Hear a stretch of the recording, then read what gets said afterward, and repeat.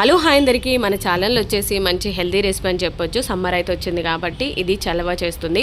మంచి దహి వడ రెసిపీ అయితే నేను చేశాను. ఫుల్ వీడియో చూసేయండి, మీరు కూడా ట్రై చేయండి. మీకు ఎలా వచ్చిందో కామెంట్ చేయండి. నా వీడియో నచ్చింది అనిపిస్తే లైక్ చేసి సబ్స్క్రైబ్ చేయడం మాత్రం మర్చిపోవద్దు.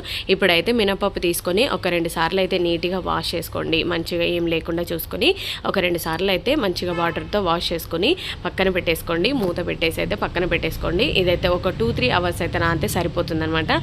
చూసారు కదా, ఇలా మూత పెట్టి పక్కన పెట్టేసుకుంటే సరిపోతుంది. ఇంకా 2-3 అవర్స్ అయినాక నానుతుంది కాబట్టి ఇంకా జారు మిక్చర్ తీసుకొని కొద్దిగా వేసుకుంటూ మిక్సీ పట్టుకోవాలి. అసలు వాటర్ అయితే వేయొద్దండి, చాలా తక్కువలో తక్కువ, ఒక స్పూన్ వేసుకుంటే సరిపోతుంది.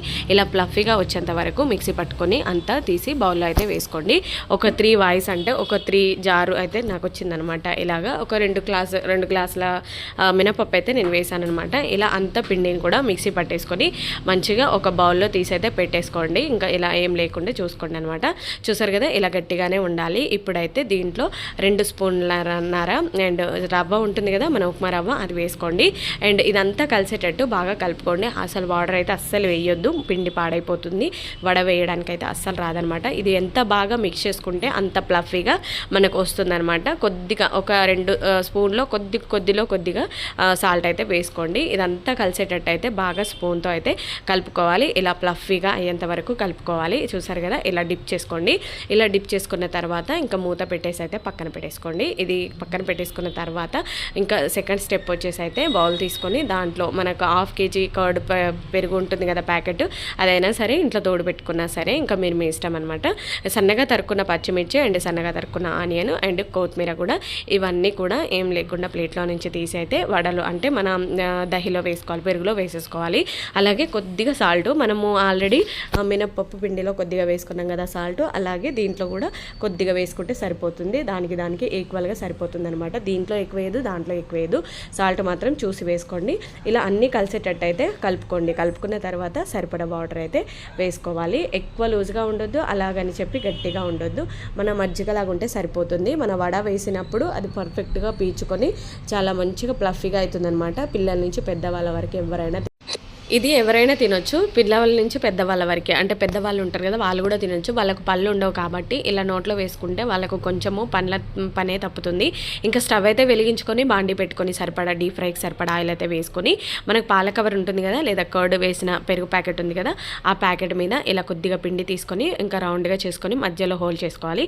ఆయిల్ ఎక్కింది కదా, కొద్దిగా పిండి వేసి చూసుకొని ఇలా ఒక వడ తర్వాత ఒక వడ ఇలా రౌండ్గా చేసుకోవాలి. చేయి ఎక్కువగా తడి చేసుకోవద్దు, అలాగని తక్కువ చేసుకోవద్దు, ఏదో అంటనట్టుగా తడి చేసుకొని ఇలా పిండిని రౌండ్గా చేసుకొని పేపర్ పైన వేసుకొని ఇలా వడకి మధ్యలో హోల్ చేసి ఇలా ఒకదాని తర్వాత ఒకటి వేసుకోండి. చాలా బాగా వచ్చాయండి. నేను ఎప్పుడో ఒకసారి చేస్తుంటాను కానీ చాలా పర్ఫెక్ట్గా వచ్చాయి.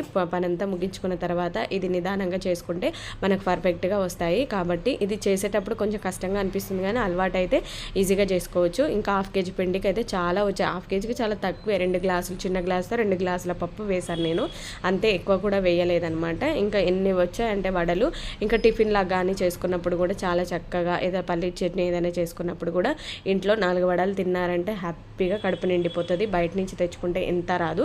కాబట్టి ఇంట్లో చేసుకోవడానికే ట్రై చేయండి. మినపప్పు నానబెట్టుకుంటే చాలా వడలు వస్తాయండి. ఇది ఉరుముతుంది కాబట్టి ఇంకా చాలా బాగుంటుంది. మనం రవ్వ యాడ్ చేసాం కాబట్టి క్రిస్పీనెస్గా కూడా ఉంటాయి. అండ్ ఎందుకు రవ్వ యాడ్ చేశానంటే మనకు ఆయిల్ తక్కువగా పిచ్చుకుంటుంది అండ్ ఇంకొకటి క్రిస్పీగా కూడా ఉంటాయి. అప్పటికప్పుడు చేసుకోవాలండి ఈ పిండిని. ఈరోజు రుబ్బి రేపు చేసుకోవడం, లేదంటే ఈరోజు నానబెట్టేసి రేపు చేసుకోవడం చేసుకుంటే పులిసిపోతుంది. వడ కూడా అంత బాగా రాదనమాట, పుల్లదనం వచ్చేస్తుంది. అప్పటికప్పుడు నానబెట్టుకున్న 2 గంటల తర్వాత మిక్సీ పట్టేసుకొని చేసుకుంటే బాగుంటుంది అనమాట. ఇలా అన్నీ వేసిన తర్వాత అటు ఇటు బ్రౌన్ షేడ్లోకి వచ్చేంత వరకు రొటేట్ చేసుకోవాలి. చూసారు కదా, ఇలాగా అందరికీ చేసేటప్పుడు కొంతమందికి రౌండ్గా వస్తాయి, కొంతమందికి రావు. ఇది ఎంత ప్లఫీగా వస్తే అంత బాగా ఉబ్బుతాయి అనమాట. అస్సలు సోడా అయితే నేను వాడలేదండి. మీరు ఎప్పుడు సోడా అయితే వేయకండి, మీరు మీ ఇష్టము. నేనైతే సోడా అస్సలు వాడలేదు. ఇదంతా కూడా నేను హ్యాండ్తోనే చేశాను, అదొకటి ఇదొకటి ఏమీ వేయలేదు. పప్పు ఎంత బాగా నానితే అంత బాగా వస్తాయన్నమాట. ఇవన్నీ కూడా ప్లేట్లోకి తీసి అయితే పక్కన పెట్టేసుకోండి. అలాగే మంట సిమ్లో పెట్టేసుకొని ఇంకా పిండి ఉంది కదా, మిగతా పిండిని కూడా అలాగే ఒకదాని తర్వాత ఒకటి పాల కవర్ మీద కొద్దిగా పిండి తీసుకుంటూ ఇలా చేసుకున్నామంటే సరిపోతుంది. నేను పక్కింటి ఆంటీ దగ్గర చూసే నేర్చుకున్నాను. ఇది నాకు ఎవరు చేయితో ఇంత వేయాలి అన్నీ కూడా ఇలా చేసుకొని వేసుకోవాలి. సింపుల్గా చేసుకోవచ్చు, ఈజీగా చేసుకోవచ్చు అండి. హరీబరీ అయితే ఏమి ఉండదు. కాకపోతే ఏంటంటే కొత్తగా నేర్చుకునే వాళ్ళకి కొంచెం స్టార్టింగ్ కొంచెం ప్రాబ్లం అనిపిస్తుంది, కానీ నేర్చుకున్న తర్వాత ఈజీగానే వస్తుంది. నా చిన్నప్పుడు ఇవేవి ఉండేది కాదు. అన్నం తిని అన్నంతోనే స్కూల్కి వెళ్ళే వాళ్ళం తప్ప ఇంకా మధ్యలో స్నాక్స్ అని, పొద్దున టిఫిన్ అని, లేకపోతే ఇదని అదని ఏం ఉండేది కాదు. అప్పుడు జీవితం పేరు. అప్పుడు గట్టిగా గాలి వస్తే కొట్టుకుపోయేలా ఉండేదాన్ని. ఇప్పుడు మాత్రం ఎంత వర్క్ చేసినా కూడా ఇక్కడ తిండి వాతావరణానికి మాత్రం ఏం అంత స్టామినా ఏమి ఉండదని చెప్పాలి. ఎందుకంటే ఇప్పుడు తిండి అంత మంచిది కాదు. అప్పుడైతే మార్నింగ్ లేస్తే ఈవినింగ్ దాకా యాక్టివ్గా ఉండేవాళ్ళము అదే అన్నం తిని. ఇప్పుడు మాత్రం ఎన్ని వెరైటీస్ తిన్నా కూడా స్టామినా అనేది ఉండలేదు. సో ఇలా బ్రౌన్ షేడ్లోకి వచ్చిన తర్వాత కాలినట్టుగా నేనైతే ప్లేట్లోకి తీసాను. ఇంకా మిగతా పిండి కూడా అలాగే వేసాను అనమాట. చూసారు కదా, ఇలా వేసుకుంటే సరిపోతుంది. గోల్డెన్ బ్రౌన్ షేడ్లోకి వచ్చిన తర్వాత కాలిని అన్ని తీసి ప్లేట్లో వేసుకోవాలి. మరి ఎక్కువసేపు కూడా ఉంచొద్దు. ఇలా మనకు బ్రౌన్ షేడ్లో కనిపిస్తే సరిపోతుంది అనమాట.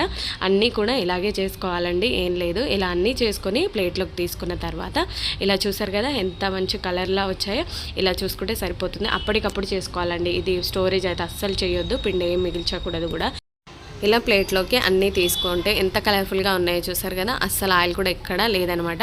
మనము ముందుగా మజ్జిగ చేసి రెడీగా పెట్టుకున్నాం కదా, దాంట్లో ఈ వడలన్నీ వేసుకోవాలి. వేడిగా ఉన్నాయండి. ఇవన్నీ కూడా ఒక 1-2 అవర్స్ తర్వాత మజ్జిగ పీల్చుకొని చాలా ప్లఫీగా అయిపోతాయి అనమాట. అందుకే పెద్దవాళ్ళకి పండ్లు ఉండవు కాబట్టి తినడానికి ఈజీగా ఉంటుంది. షుగర్ పేషెంట్లు కూడా మినపప్పు మంచిది కాబట్టి తినొచ్చు. కాబట్టి షుగర్ బీపీ ఉన్న వాళ్ళు ఎవరైనా తినొచ్చు.